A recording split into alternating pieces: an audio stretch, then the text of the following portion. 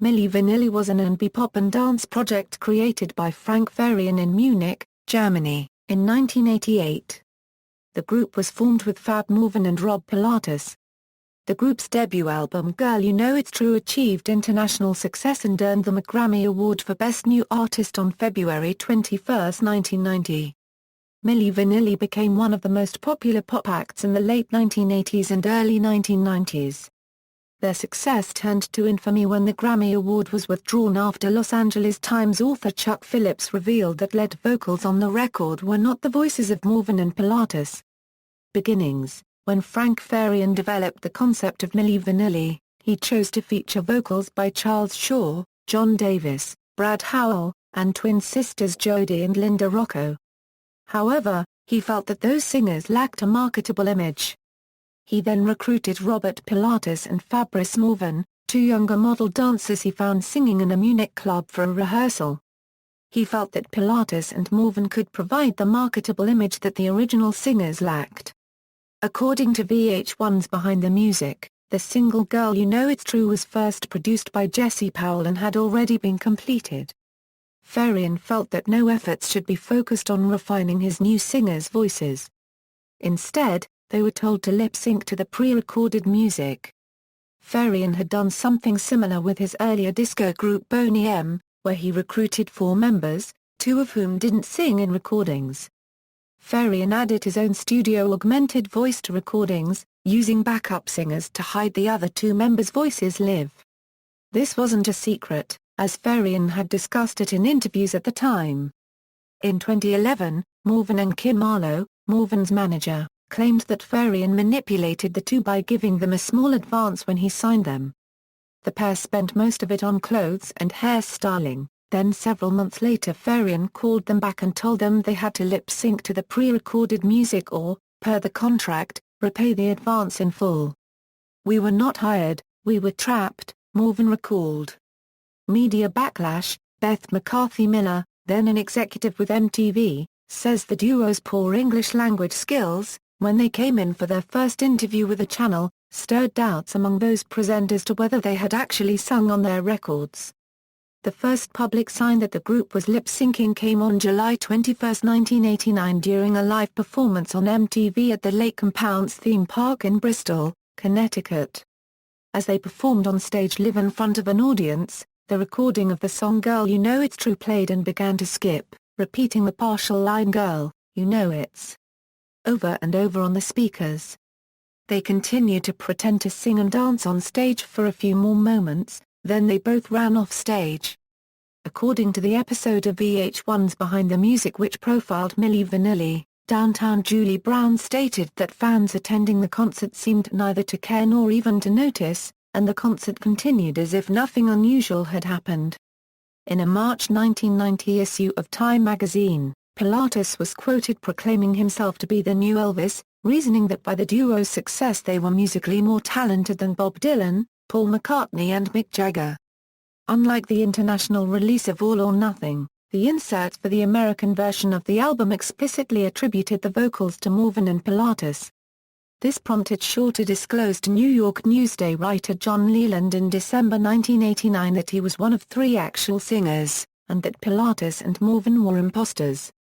Farian reportedly paid Shaw $150,000 to retract his statements, though this did not stem the tide of public criticism. Because of rising public questions regarding the source of who actually sang in the group, as well as the insistence of Morvan and Pilatus to Farian that they be allowed to sing on the next album, Farian confessed to reporters on November 12, 1990 that Morvan and Pilatus did not actually sing on the records. As a result of American media pressure, Milli Vanilli's Grammy was withdrawn 4 days later. However, their 3 American Music Awards were never withdrawn because the organizers felt the awards were given to them by music consumers. Arista Records then dropped the act from its roster and deleted their album and its masters from their catalog, taking Girl You Know It's True out of print. After these details emerged, at least 27 different lawsuits were filed under various U.S. consumer fraud protection laws against Pilatus, Morvan and Arista Records. One such filing occurred on November 22, 1990 in Ohio. where lawyers there filed a class action lawsuit asking for refunds on behalf of a local woman in Cuyahoga County who had bought Girl You Know It's True. At the time the lawsuit was filed, it was estimated at least 1,000 Ohio residents had bought the album. On August 12, 1991, a proposed settlement to a refund lawsuit in Chicago, Illinois was rejected. This settlement would have refunded buyers of Milli Vanilli CDs, cassettes, records, or singles. However, the refunds would only be given as a credit for a future Arista release. On August 28, a new settlement was approved. It refunded those who attended concerts along with those who bought Milli Vanilli recordings.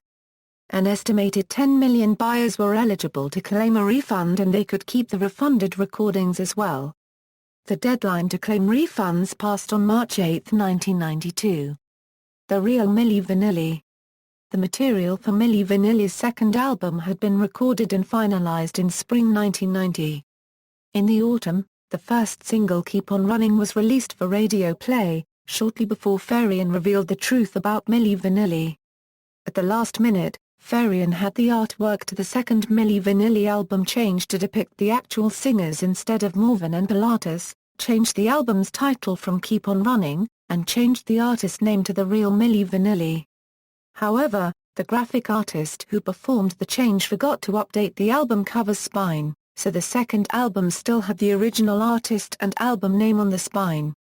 The resulting album, released in Europe in early 1991, was renamed The Moment of Truth and spawned 3 singles, Keep On Running, Nice and Easy, and Too Late.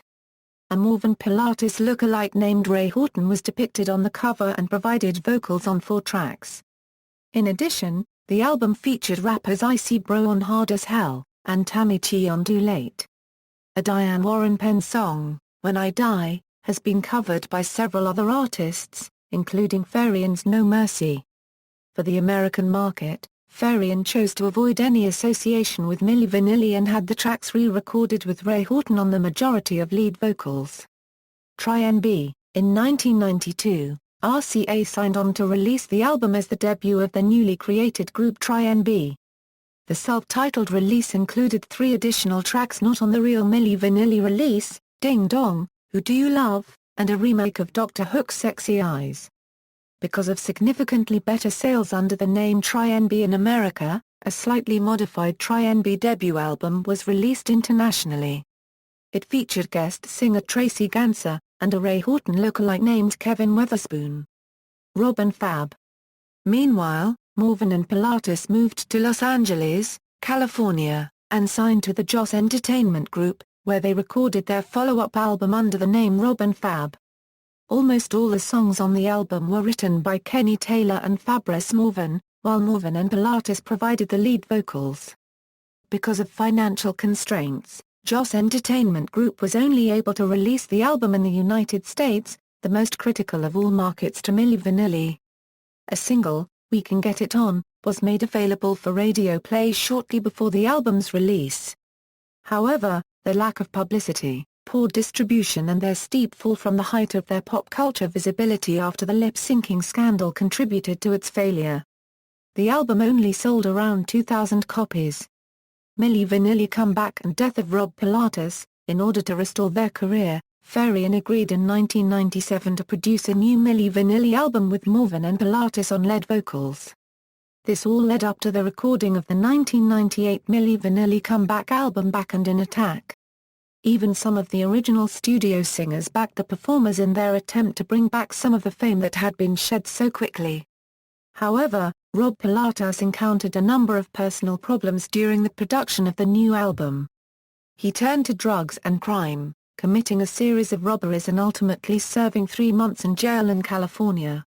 Farian paid for Pilatus to attend 6 months of drug rehabilitation and plane tickets for him to fly back to Germany.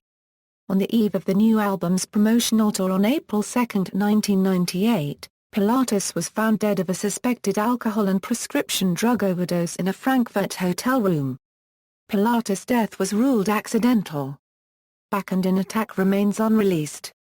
Fab Morvan's solo career. Morvan spent the following years as a session musician and public speaker while working on his musical abilities. In 1998, he was a DJ at famed LA radio station KAIS-FM. During this time, he also performed at the station's sold-out 1999 Wango Tango Festival concert before 50,000 people at Dodger Stadium. Morvan then spent 2001 on tour before performing in 2002 as the inaugural performer at the brand new Velvet Lounge at the Hard Rock Hotel in Orlando, Florida. In 2003, Morvan released his first solo album, Love Revolution. He marketed the album through his website and CD Baby. In April 2011, Morvan released the single Anytime on iTunes. Later developments: in 2000, Fab Morvan was featured in a BBC documentary titled It Takes Two, the story of the pop duo about musical duos. The duo were also featured in the premiere episode of VH1 Behind the Music. On February 14, 2007, it was announced that Universal Pictures was developing a film based on the story of Milli Vanilli's rise and fall in the music industry. Jeff Nathanson, screenwriter from Catch Me If You Can, producers Kathleen Kennedy and Frank Marshall and producer-executive Adam Llewellyn, were supposed to write and direct the film while Fab Morvan serves as a consultant. However, in February 2011, it was announced that Milli Vanilli movie will be rewritten and directed by Florian Gallenberger. In January 2014, the actual singers of Milli Vanilli filmed an in-depth interview with the producers of Oprah, Where Are They Now for OWN TV. The show aired in the US on Friday, February 21, 2014. Discography. References. External links: MTV Artist Arena, Milli Vanilli, Allmusic entry for Milli Vanilli, individual artists involved, Fabrice Morvan's official website, John Davis' official website, Frank Farian's website, Breaking Stories about Milli Vanilli's Rob Pilatus and Fab Morvan by Chuck Phillips archived at the LA Times.